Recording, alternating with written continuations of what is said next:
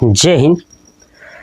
मैं आप लोगों को भारत में जितने भी भारत की चीज़ें हैं, आई थिंक जैसे सबसे इम्पोर्टेंट जैसे राष्ट्रीय गान, राष्ट्रीय गीत, राष्ट्रीय ध्वज, राष्ट्रीय पंचांग यानी कैलेंडर, राष्ट्रीय चिन्ह, मैंने आपको वादा किया था कि इसका मैं प्रॉपर एक एक टॉपिक्स का वीडियो लेके आऊँगा।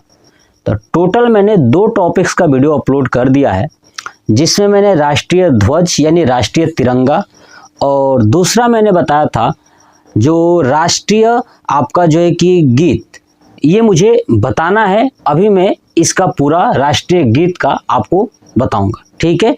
और मैंने राष्ट्रीय गान का पूरा वीडियो बना दिया है और राष्ट्रीय ध्वज यानी तिरंगे का, ठीक है। तो आप इन दोनों को देख लीजिएगा। उसके बाद देखिएगा इस राष्ट्रीय गीत नेशनल सॉन्ग, सबसे पहले यही याद रखना है कि राष्ट्रीय गीत हमारा कौन सा है, नेशनल सॉन्ग कौन सा है, तो वो है आपका वंदे मातरम, ठीक है। इस वंदे मातरम जो ये गीत है ना, इस गीत को लिखने वाले जो व्यक्ति थे उनका नाम था बंकिम चंद्र चटर्जी। क्या नाम था? बंकिम चंद्र चटर्जी। बंकिम चंद्र चटर्जी ने एक आनंद मठ नामक उपन्यास लिखे और उसी उपन्यास में ये वंदे मातरम है। तो आपसे पूछा जाए कि वंदे मातरम किस उपन्यास से लिया गया है, तो आनंद मठ से, ठीक है। और इस आनंद मठ उपन्यास के लेखक कौन है, तो बंकिम चंद्र चटर्जी। इसका मतलब कि वंदे मातरम के भी लेखक कौन है, तो आपके बंकिम चंद्र चटर्जी। ये बात आपको समझ में आ गया। देखिए, वंदे मातरम को सबसे पहले 1896 ईस्वी में कोलकाता में कांग्रेस का अधिवेशन हुआ था, जिसके अध्यक्ष है ना कि रहीमतुल्ला सयानी थे, ठीक है। रहीमतुल्ला सयानी के सामने यानी ये पहली बार ये वंदे मातरम गीत प्रस्तुत किया गया, ठीक है। तो याद रखिएगा कि वंदे मातरम पहली बार कांग्रेस के किस अधिवेशन में प्रस्तुत किया गया था, तो याद रखिएगा कांग्रेस के कोलकाता अधिवेशन में 1896 ईस्वी में।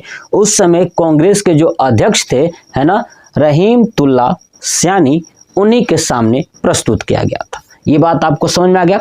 ये भी याद रखिएगा कि कांग्रेस के पहले मुस्लिम अध्यक्ष कौन थे, तो ये रहीमतुल्ला सयानी। ये आपको इतनी बातें याद रखनी है।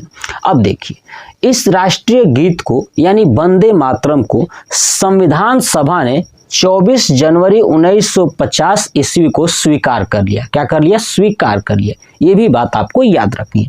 दूसरा चीज, ये जो वंदे मातरम है, वंदे मातरम का जो गाने का टाइम होता है, इस गीत को गाने का जो समय होता है वो 65 सेकेंड होता है। मतलब कि 1 मिनट 5 सेकेंड में इस वंदे मातरम को आपको गाना है।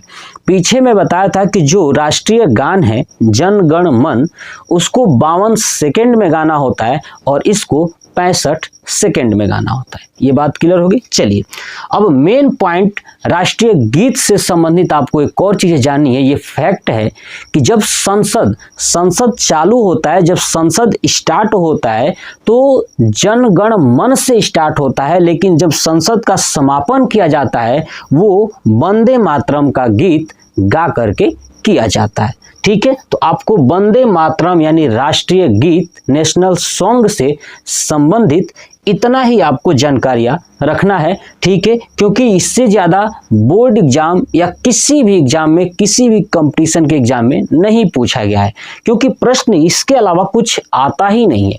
यही आपसे प्रश्न पूछा जाता है कि सबसे पहले वंदे मातरम कब गाया गया था? 1896 ईस्वी में।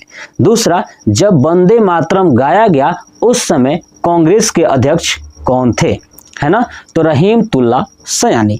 उसके बाद ये भी पूछा जाता है कि कांग्रेस के पहले मुस्लिम अध्यक्ष कौन थे, तो रहीमतुल्ला सयानी, ठीक है। वंदे मातरम को संविधान सभा के द्वारा कब स्वीकार किया गया, तो 24 जनवरी 1950 ईस्वी को, है ना। वंदे मातरम के लेखक कौन है, रचयिता कौन है, तो बंकिम चंद्र चटर्जी, ठीक है। बंकिम चंद्र चटर्जी ने आनंद मठ उपन्यास में ये लिखा हुआ था और वहीं से ये लिया गया है।